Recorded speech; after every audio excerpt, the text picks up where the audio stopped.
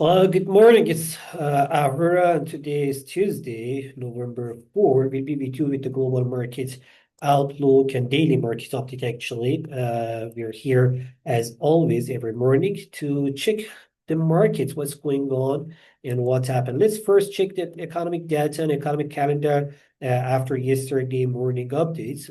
After yesterday, we had inflation data in Turkey slightly eased on the monthly scale. Consumer inflation from 3.2% east to 3.2 point east to 2.55, and annually it's from 33.3 slower to 32.9 almost. What's important is the producer price index, which is also slower, which means that in the next months we will see the producer inflation when the producer inflation is in several months, in 1 or 2 months, we can see the effect in consumer inflation as well.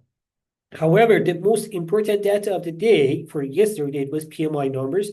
Manufacturing PMI published from the most developed and developing economies yesterday after morning data which we had from other economies, including Australia and China. We talked about that yesterday. Then later we had PMI numbers from European economies. Mostly they were at the same level or slightly increased, while the Eurozone whole PMI number was steady at 50%, which means that generally that shows a bigger picture that PMI in the most developed economies, in the most biggest economy of the Eurozone, it was under 50 area, and the smaller economies about 50. That's a balance somehow, the overall headline at the 50, which means it's very risky level for the manufacturing sector. In Britain, United Kingdom, also it was steady at 49.7, while in United States, we had a data slightly different. S&P Global Manufacturing PMI slightly increased from 52.2 to 52.5,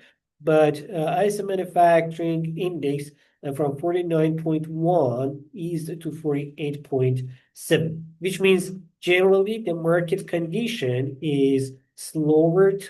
What we can say that the manufacturing actually environment is somehow slower. Then we can see the data slightly weaker in the manufacturing sector. That can increase the market and market risk as well somehow, because it can slow down the trust in the U.S. economy as well. This is what it's holiday in Russia. Korean inflation slightly increased to 2.4% from previous 2.1% annually, but on the monthly scale, the piece of inflation slightly eased from 0.5% in September, eased to 0.3% in October. In August, is to 0.3% in October. Sorry, in September is in 0.5% of September is to 0.3% in October. Mixing the numbers of the months. In Japan, PMI numbers showed that the Japanese manufacturing PMI from 48.3 slightly east to 48.2, while in Australia, central bank hold the rates to get 3.6%. Reserve Bank of Australia says that inflation is 3% right now. They expect the inflation to increase to 3.2% by year end, and not lower to its target between 2 and 3% before end of 2027. That's while the economic growth slowdown also eased. I mean, the piece of slowdown in the economy eased, and now the economy somehow is acceptable in economic growth somehow is acceptable. So the central bank, while the inflation is risky, decided to hold the interest rate at the current level. Later today, we will have the U.S. export and import data, Red Book sales, retail sales from United States, GLT's openings. Yeah, that's the most important data which we're going to have later today. Economic calendar wouldn't be that much busy. Kind of from the Canada also, we're going to have export and import data. But looking at the charts and the market, we can say that the market risk is still high with the VIX above 20, back above 20. Just like a few minutes ago, it was under 20. Now it's 20.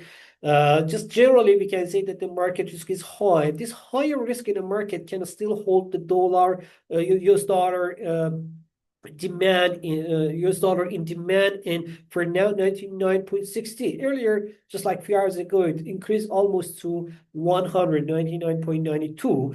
Generally, the dollar index is still in demand and increasing, while the dollar index increasing since the market risk is increasing. The gold safe haven also slide we can say, but even the gold, when the dollar index increasing that sharply, generally we should expect that gold to be under pressure, but we can see the gold is side movement around 4,000, slightly lower, slightly higher, but generally it's a side movement as the market risk is high and it's increased the the gold demand. Silver, on the other hand, slightly was under pressure as the silver is also we can say it's a industrial metal, which means that the industrial and economic activity, economic development, and demand affect its market as well. The trade talks between the US and China sounds like not trustable too much, that both sides they can keep their commitment. That's why the economic growth is under pressure slightly, and that puts the gold under pressure. In the stock markets, this market risk, and while the most important companies, they already published their earnings, we can say that now the market is more under risk and the market can be under pressure. S&P 500, Nasdaq, Dow Jones, all of them, they are under pressure and they can slow down further. While in the energy market, oil somehow is slightly after yesterday's OPEC announcement of not increasing the production. Oil price slightly increased, but global market demand is lower as economic growth is slowing down. That's slowed down the demand, so that somehow they balance the demand and the market demand and the supply, which means the price is somehow steady around $60 for now. That affected the gas price as well. While the gas price was increasing towards $4.40, now it's slowed down under $4.30, but generally around $4 is an acceptable price for the gas, and it's a high price. In the cryptocurrency market, cryptocurrencies is the liquidity is lowering in the market. The market is in sell, as we were talking about that in the recent days. Now the Bitcoin price around 104,000, and still the downtrend is more likely to go further. That's the market condition and update. It was useful for you. Talk to you again tomorrow. Have a good day. Bye-bye.